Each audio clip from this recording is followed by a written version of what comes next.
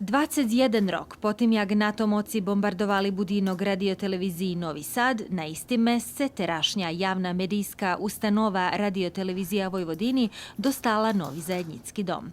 Od ponzelku našo kolegove z radija počali emitovati svoju programu z novoho budinku.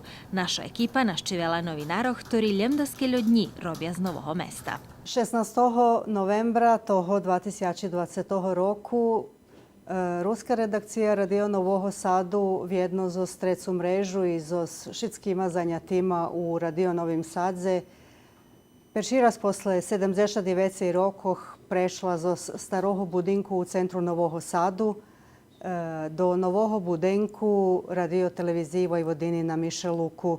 Na počátku normalno, že ne može všetko tako i rušiti jak treba, ale to ti hlavni stvari mi boli porihtani na to, že sme še hodni zočiť s dekima problémami, ale jak rušela programa na poladne, rušelo všetko jak treba. Nebolo nejaké problémy, studio novi, studio isti, možeme povedať, jak to bol i tam. Všetko funkcionuje tak, jak to funkcionalo tam, co še dotika odvivanja roboti.